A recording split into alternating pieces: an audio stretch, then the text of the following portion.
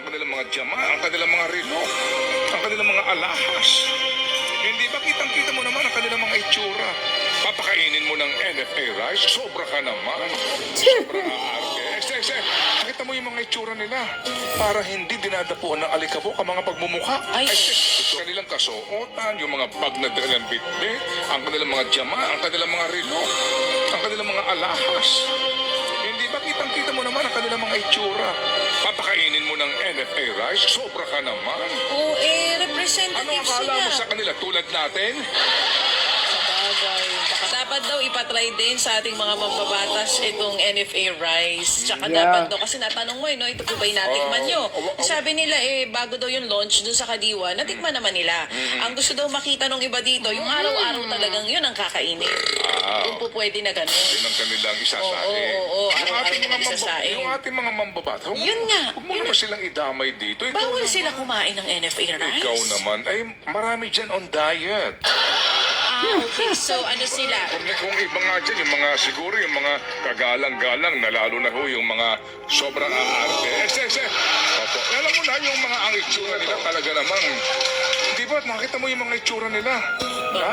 Para bagang, Parang hindi, iisa itsura nila. hindi parang ano, para hindi dinadapuan ng alikabok ang mga pagmumukha. Ay. Ito, sa salita mo pala yung pagmumukha.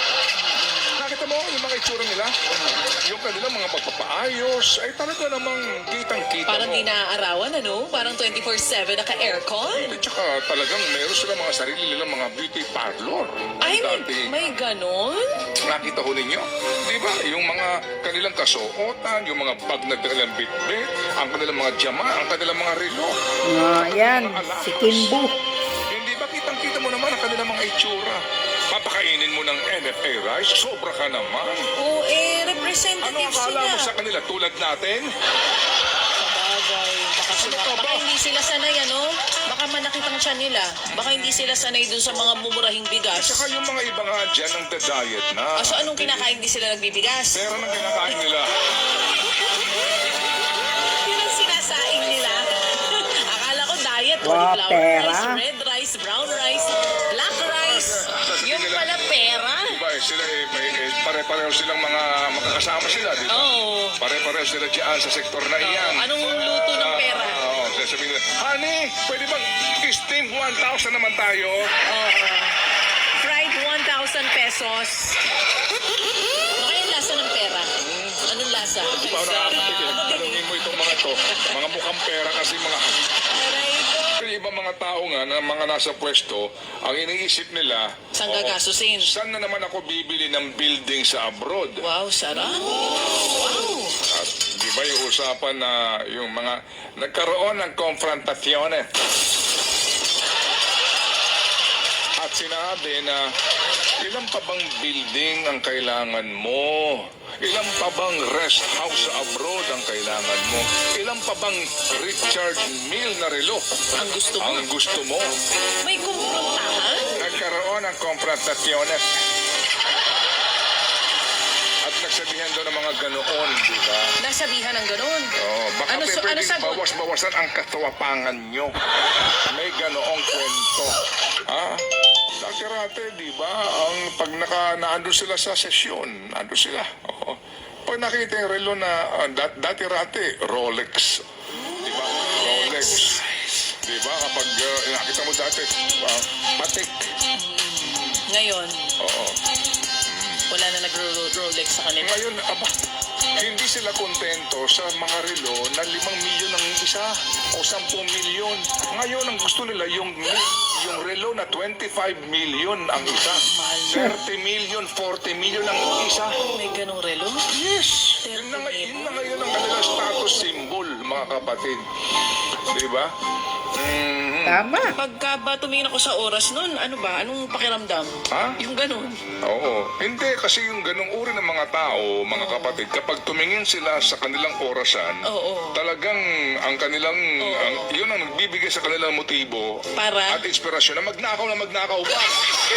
May alarm clock sila, damihan mo pa, ganon? Kasi Uy, pag kulang nakita pa. nila yung relo nila, yun ang kanilang palatandaan, ang kanilang kaswapangan. Aray ko. Tinanim yan, di ba? Oo, pinani yan, galing po ng Vietnam. Galing ibang bansa. So galing ng ibang bansa. Oo. At pagkatapos, isinakay pa yan, papunta doon sa pier, Oo. ikinarga ng barko, Oo. yung barko ay bumiyahe ng pagkalayo-layo, Correct. dumating sa Pilipinas, Oo. alright, nagbayad ng taripa yung importer, nagbayad ng tara sa customs. Aba, may tara? Okay, Oo. inilabas po ng aduana, Oo. inilagay doon sa kanilang bodega, bago makarating. Dito po sa retailer, ang presyo pareho lang. Correct. Nakafocus sila dito po sa imported rice, right? Imported rice. Laging imported rice. Oh, pag-aralan nyo naman mabuti yan. Kasi kung magtatakda ka ng price cap sa imported rice na 58, Oo. lahat dyan mag-58. Kaya nga, I mean, even yung mga baka yung 55 lang ang presyo, 50 lang ang presyo, baka, di ba, maging dahilan pa yan para mas taasan yung Okay. bigas na imported. Common sense, di ba? Yes, Anyway. January 20, patutupad yan. Kasi nga daw po, gusto talaga nila na pababain ang presyo po ng bigas. Hindi ho masamang intention niya. Sa matter of fact, nagagalak tayo dahil mukhang doon nakafocus ang DA ngayon, di ba? Kasi nga yan po number one sanhi ng mataas na inflation. Pagkain. Pero yung Yes. focus na iyon, parang focus lang na pabanguhin. Focus lang na band-aid. Bakit naman Correct. si DA? May MSRP na 58 pesos. Saang planeta po ito nang galing? Ang bantay presyo po mismo galing sa Department of Agriculture. Sa Okay. RPTV. So, pag pinuntahan mo yung imported commercial rice, ang special magkano? Sa imported, 53 to 65 pesos. Anong premium sa imported rice? 50 to 60 pesos. Okay. Yung well-milled, 44 to 52. Alright. Puntahan mo yung local rice. Ang special, 55 to 63 pesos. Local po yan. Ang premium rice na local, 48 to 58 pesos. Ang well-milled, 40 to 53. Okay. At ang regular milled ay 37 to 50 pesos. Okay, sige. Puro kayo imported. Pero bakit kakapresyo ng imported Pareha ang lang. local? Correct. One valid point. Tama? Okay. Speaking of imported, ang Pilipinas ba, ilang porsyento ng imported rice ang kailangan natin para sa ating total consumption? Ilan, mga kapatid? Halos 20% lang ng pangangailangan sa bigas ng Pilipinas ang imported. Okay, so 80% ay locally produced. Yung imported na yan, hindi naman yan tumubo out of the blue.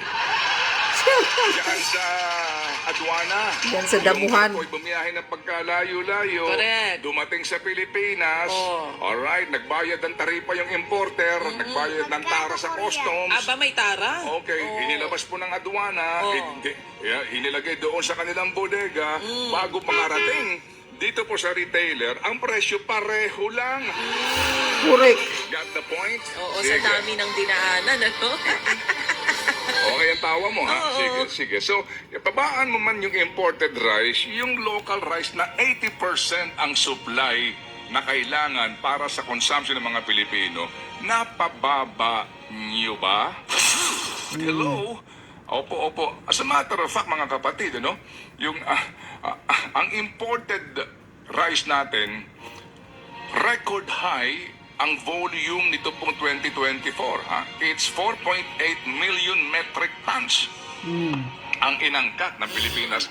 And record rin po sa buong mundo na ang Pilipinas ang pinakamalaking rice importer sa buong mundo. Kaya nga po, Wow. matagal na ho tayong humihingi ng panayam kay Secretary Laurel Chu para lang ho din malaman natin itong kanyang mga programa. At ang katotohanan, sana pupunta, mga kapatid, yung Rice Competitiveness Enhancement Fund. Hindi natin maitatanggi yung mithiin na pababain po yung presyo. Definitely lahat tayo sang-ayon dyan. Pero ang atin po kasi dito ay wag naman puro lang papogi, wag naman puro lang pong cosmetics, wag lang ho naman yung puro lang ho pagpapanggap. Because the root cause of the problem is still there. Until you address the root cause of the problem, we will be forever like this. Amen.